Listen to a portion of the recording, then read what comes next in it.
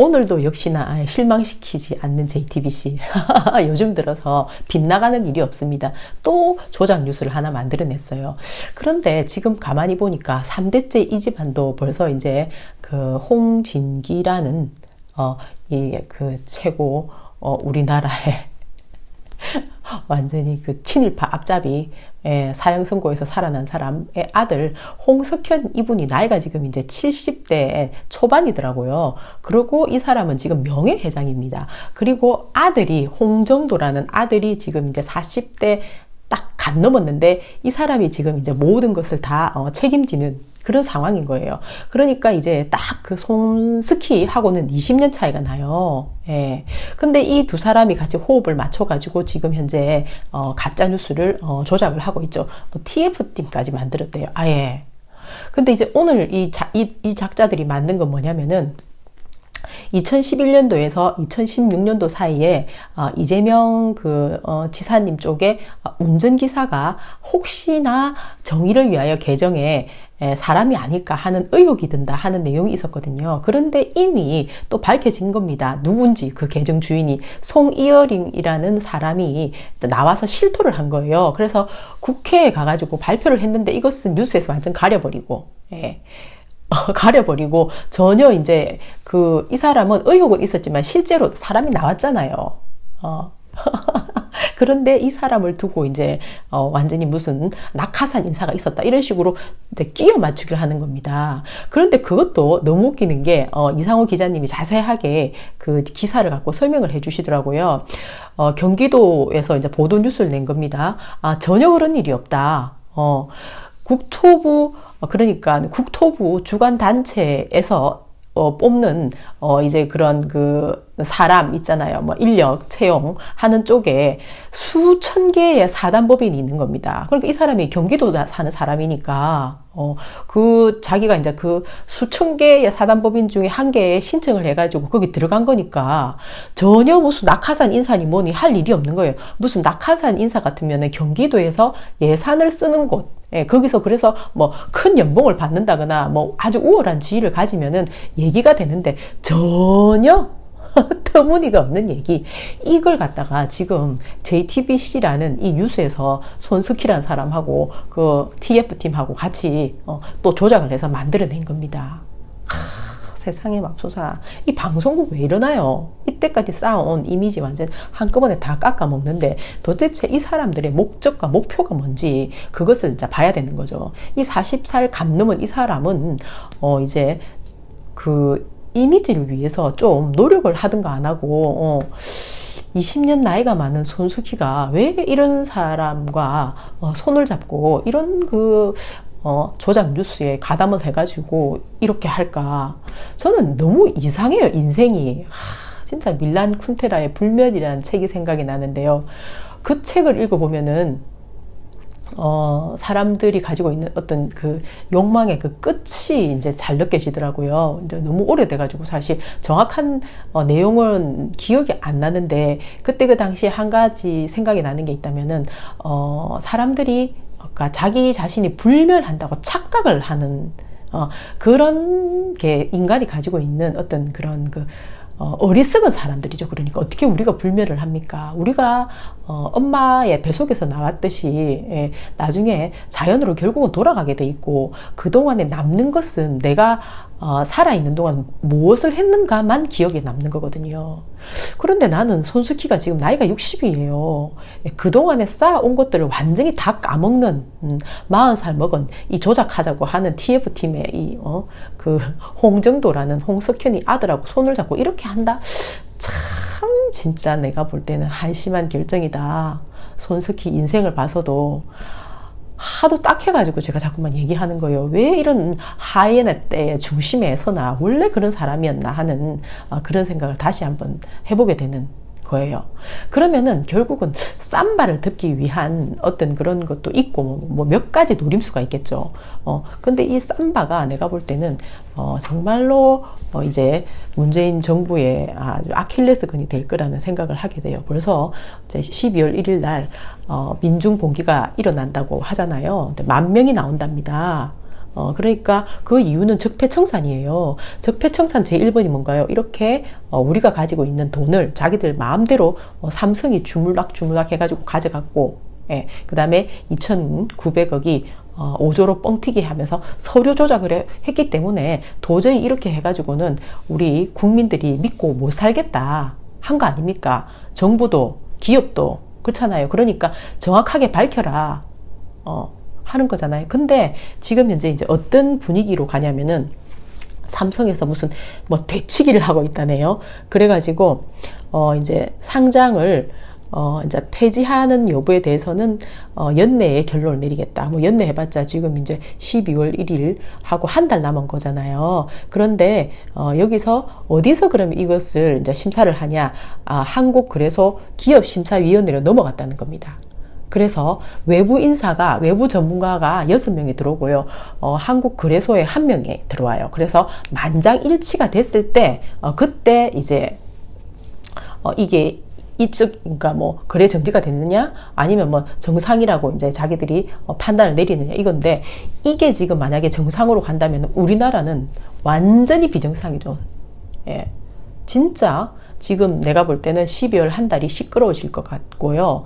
이것이 제일 위험하다. 나는 폭탄이라 생각해요. 그런데 정부를 상대로 지금 계속 급박을 하고 협박을 하는 형국이에요. 그런데 정부가 이 협박에 넘어간다. 말이 되나요? 정부가 기업 하나에 그렇게 되는 일은 있으면 안 된다. 저는 그래서 문재인 정부가 이것은 정말 분명히 처리해야 된다. 상장 폐지를 시켜야 된다.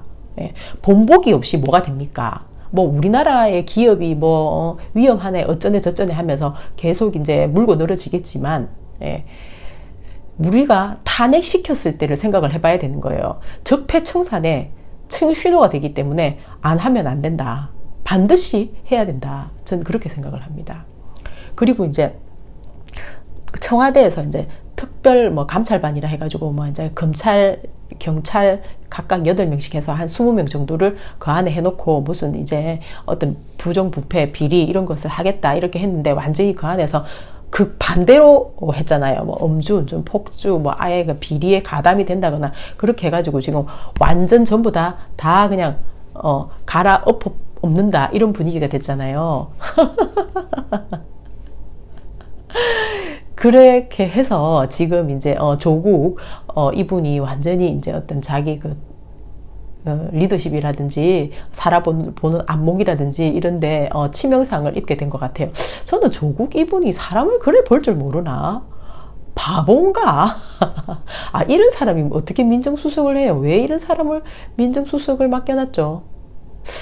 그런데 그렇다 하더라도 우병우보다는 훨씬 더 사람이 선량하기 때문에 저는 조금 더 지켜볼 필요가 있다 하는 생각이 들어요. 그리고 다시 쇄신하는 사람들은 또 어떤 사람으로 들어올지 알 수 없는데요. 어쨌든 요거는 지켜볼 일이다 하는 생각이 들어요. 근데 이러고 있는 동안에 경기도에서도 이제 경기도도 1,300만이니까 워낙 크잖아요. 워낙에 그동안에 부정부패도 많았고 그래서 이재명 도지사님이 경기도의 경찰 단속반을 부동산이 제일 문제니까 부동산 경기도 경찰 단속반을 만들었어요. 여기도 우렸거든요. 그래갖고 벌써 여기서는 제대로 된 일을 하고 있는 겁니다. 최근에도 어디 뭐 아파트 신규 분양해가지고 수상한 어떤 73건이 또 적발이 됐대요. 그래가지고 이것들의 어떤 투기 세력이 의심된다 해가지고 경찰서에다가 수사를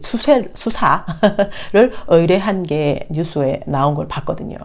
그러니까는 청와대는 이렇게 얼마든지 인력을 구성할 수 있는 그런 위치에 있는데도 저런 부패한 사람들만 데려다가 2년 동안에 완전히 그냥 안에 엉망을 만들어 놓고 뭐 지금 현재 뭐 기강에 문제가 생겨서 뭐 이렇다 하지만 내가 볼 때는 2년 내내 그러고 있다가 지금 터졌지 않았나 하는 생각이 들거든요. 그러니까 문재인 대통령의 레임덕까지 얘기가 나오잖아요. 이것은 정말로 큰일 날 일이다. 빨리 바로잡아라 하는 생각이 드는 겁니다. 어쨌든 경기도에서는 이렇게 제대로 된 일을 하고 있는 거예요. 리더십의 어떤 능력의 끝을 보여주는 거 아닙니까? 이게 바로 조국이라는 사람은 우병우보다 나은데 능력이 참 없나 하는 이런 의혹을 갖게 되는 장면인 거죠. 여기서. 그리고 이제 보면은 국민일보에서 이제 신문 또 기사가 하나 냈는데요. 이재명 경기지사 일제강점기 강제동원 문제 북측과 공동 해결 합의, 이게 나왔어요. 예. 그러니까는 일본에서 강제로 동원시킨 문제를 북측과 합의를 해가지고 공동으로 해결을 하겠다, 이렇게 발표를 한 겁니다. 그러면서 만사지탄이다 하셨어요. 그것은 때늦은 감은 있지만은, 그래서 한탄은 하지만은 뒤늦게라도 때가 찾아왔다, 이제 이 말씀을 하셨는데, 북측 입장에서도 일본한테 당했던 게 엄청 억울한 게 많은 거죠. 그런데 경기도하고 같이 손을 잡고 이제 압박을 하겠다는 겁니다. 너가 분명히 잘못한 게 있잖아. 그러면 거기에 대해서 어떤 분명한 입장을 취하라 하면서 어떤 그러니까 남측과 북측이 똑같은 어떤 이제 문제거리와 해결 방법을 같이 가져가는데 경기도에서 한다는 겁니다. 완전히 진짜 와, 대단하죠. 거기다가 지금 또 하나 더 대단한 뉴스가 하나 더 있는데요. 지금 그 자한당하고 유치원 그 사법 그 사립 원장들하고 같이 손을 잡고 또 유치원 3법, 나라 돈을 함부로 쓰지 마라 하는 법률이잖아요. 그것을 갖다가 뒤집겠다고 이 부패한 것들이 또 난리 났어요. 자한당은 참 진짜 이 나라에서 없어져야 돼요. 예. 너무너무 악한 사람들만 모였어요. 그래서 또 힘을 합치는 거예요. 예. 나라 돈 갖고 장난치는 사람들한테 힘을 실어주겠다고 하는 이런 사람들이 제대로 된 인간인가요, 진짜? 어쨌든 경기도에서 그래가지고 양평에다가 육아종합 복합시설을 추진하겠다 해가지고 양평에서 22억을 내고, 또 이제 경기도 에서 44억을 내서 66억짜리 아이사랑 놀이터 최신 시설을 만들겠다 해가지고 이제 또 발표를 하셨거든요. 그래가지고 아이기의 엄마들이 와가지고 얼마나 행복해 하는지 그런 자료를 보고 저도 진짜 너무 행복해서 눈물이 날 것 같더라고요. 이렇게 해서 하나씩 경기도는 또 이제 아이 문제도 부정부패 없이 하도록 해결해 나가는 모습을 보여준다는 겁니다. 진짜. 그리고 이제 또 하나 이런 말씀을 하셨어요. 물에 안 젖고 어떻게 고기를 잡나.